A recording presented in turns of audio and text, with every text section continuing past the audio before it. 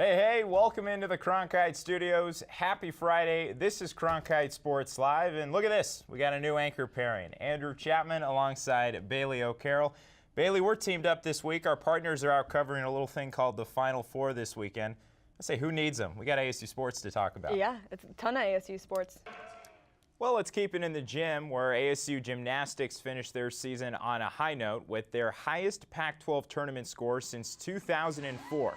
For one Gym Devil, though, the season is not over. That's co-captain Nichelle Christopherson, who will compete on the NCAA regional meet on Saturday.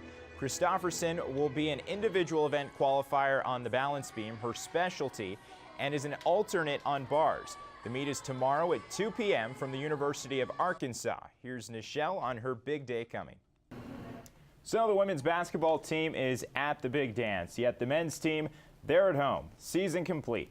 15 wins, 18 losses, and a bouncing from the Pac-12 tournament in the second round. The season started clean, but then 3 top 15 opponents, including #1 Kentucky, led to almost a pair of 40-point losses. And, well, Gavin, certainly not an ego booster. And it didn't get much better from there, Andrew. Sam Cunliffe, star freshman, he transfers. And then things got a little bit weird. There were the free throws to beat Colorado at the last second. 2 double-digit comebacks against USC, the one that worked, the one that didn't. And then, of course, Torian Graham raining holy fire on the city of Palo Alto. Not once, but twice. That was pretty cool. Now, Gavin, this is ASU, though, so a lot of so close yet so far moments.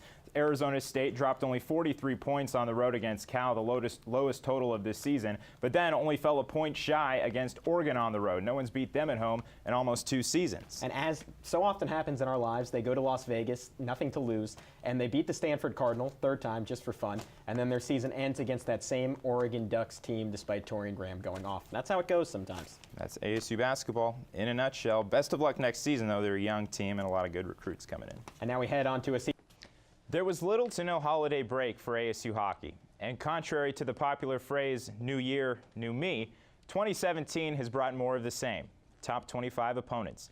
Ohio State was one of those, and after a 6-1 loss 2 weekends ago, the Sun Devils rallied a shootout win over the #10 Buckeyes. However, the match was an exhibition match, so in the record books it goes down as a tie.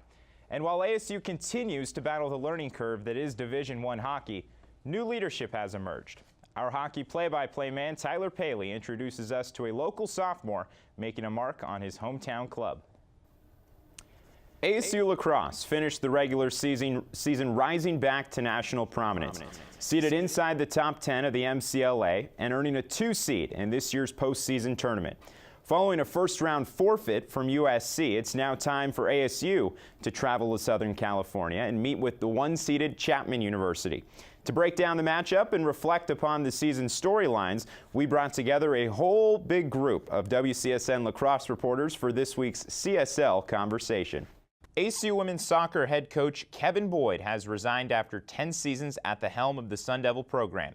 Boyd resigned the Monday following the conclusion of the regular season, which saw the Devils drop the final 7 games of conference play. During his time at ASU, Boyd led the Sun Devils to 4 NCAA tournament appearances and tallied 90 career wins, a school record. While Kalen Balazs stole the headlines on a historic offensive night, redshirt senior defensive back Gump Hayes snagged a pair of key interceptions in the second half of Saturday's contest, which resulted in Balazs scoring plays. Our Cronkite Sports football reporter Troy Lynch chatted with Hayes postgame and explores the growing confidence of an ASU secondary.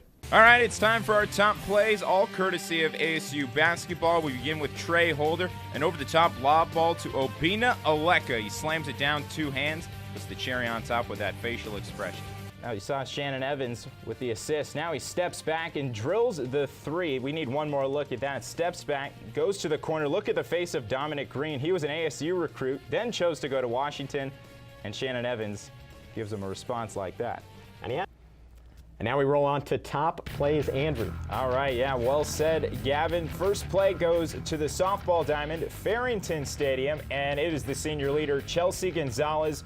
Runners on the corners, and she goes deep to center to make it a 3-0 game in the bottom of the first. ASU really rolled through Nebraska in that series. All right, well said, Bailey. Gotta love March Madness, and it's time for our top plays. We start with ASU baseball. It's the athletic Andrew Shaps out in center field going into a slide against UNLV. What a nice catch there.